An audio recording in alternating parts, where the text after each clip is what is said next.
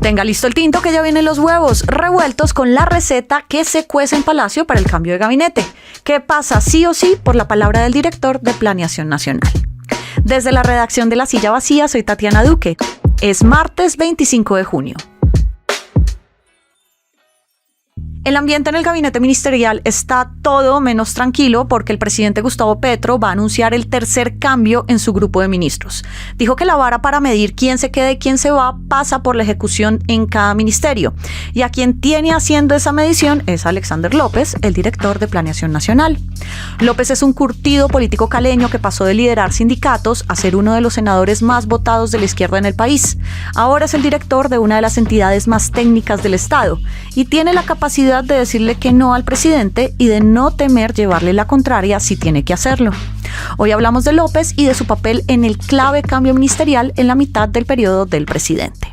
Edgar Quintero está como los ministros a la espera de anuncios, ¿cierto? Gracias por pasar por acá. Hola Tatiana, gracias por invitarme. ¿Qué tiene Alexander López que no tiene el resto del gabinete para que el presidente Petro le siga la cuerda, lo escuche, hable con él? Alexander López tiene acceso directo a Petro, que es un activo muy valioso con un presidente que no suele mantener un diálogo muy fluido con sus altos funcionarios.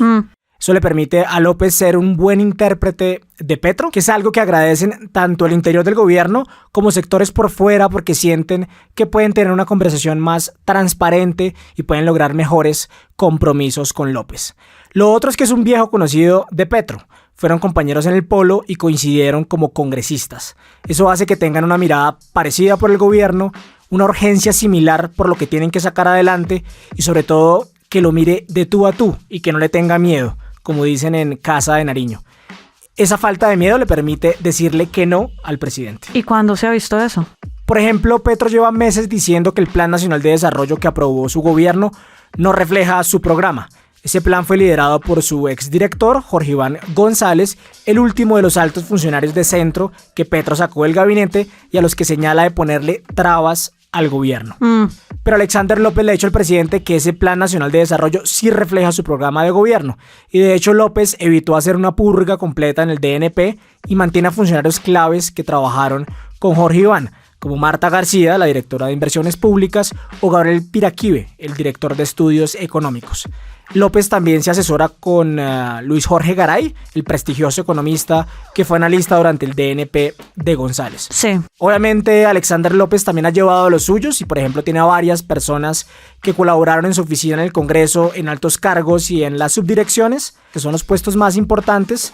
Llevó a economistas como Mario Valencia y Alan Asprilla. Oye, ¿y esa confianza de Petro hacia López explica la presión que ahora tiene Planeación sobre los ministerios para que presenten informes cada semana de cómo van? Claro, una de las funciones básicas del DNP es monitorear la ejecución, pero Alexander ahora tiene más dientes para hacerlo. Por ejemplo, impulsó una directiva en un reciente Consejo de Ministros para que todos los ministros le reporten semanalmente cómo va la ejecución. Y lo hizo después de que su equipo se quejara de que los técnicos de los ministerios estaban siendo muy lentos para dar esa información. Eso es clave porque uno de los criterios de Petro para el inminente remesón ministerial es la evaluación que le está haciendo a sus ministros de qué tanto han ejecutado. O sea que López es como el profesor que evalúa la tarea. ¿Y cómo lo toman allá en Palacio o en el gabinete también? Lo están tomando mal. Wow. En primer lugar, algunos altos funcionarios en el gobierno no confían en la capacidad de Alexander López. Es una crítica frecuente porque López no es economista ni tiene trayectoria en el DNP. Entonces dicen que sus presentaciones y sus instrucciones son flojas. De hecho, el mismo López se sorprendió cuando le ofrecieron el DNP, porque si bien su idea era estar cerca del presidente, se esperaba un cargo más político, que es de lo que él sabe. También está el hecho de que el DNP ya tiene muchos instrumentos para medir la ejecución y un reporte semanal puede no ser lo más eficiente y genera más trabajo para los ministerios. Pero Petro no le cree a muchos de esos instrumentos para rendir cuentas. Dice que suele ser una cosa formal en la que las políticas concretas del gobierno no salen adelante. Y bueno, en esa evaluación que está haciendo López y su equipo hay unos que se vienen rajando. A ver. Entre ellos el Ministerio de Agricultura y su política de compras de tierras, el bienestar familiar y todos los problemas que está teniendo para contratar a las madres comunitarias. Y también están Ciencia, Interior e igualdad en ese grupo de rajados del DNP. Veremos entonces si esas personas salen del gabinete, pero mientras tanto, Edgar, ¿qué dice esto de la gerencia del presidente con su gabinete en momentos en que está revisando estos cambios? Sí, dice varias cosas. Primero, que Alexander López es una garantía de Petro para sacar adelante los proyectos que son de su corazón ideológico. Por ejemplo, Planeación está tratando de aterrizar la idea del presidente de destinar vigencias futuras, que es el esquema con el que se hacen las carreteras, para proyectos de saneamiento básico como acueductos en las regiones más pobres del país. Para Petro, López es alguien que está bien comprometido con eso, a diferencia de Jorge Iván González, a quien consideraba una rueda suelta del gobierno. Otra cosa que muestra es que López puede ayudar al diálogo con otros sectores del gobierno y sectores por fuera porque interpreta bien al presidente. En Hacienda, por ejemplo, trabajan bien con López y entienden que es una voz que conoce las verdaderas motivaciones del presidente.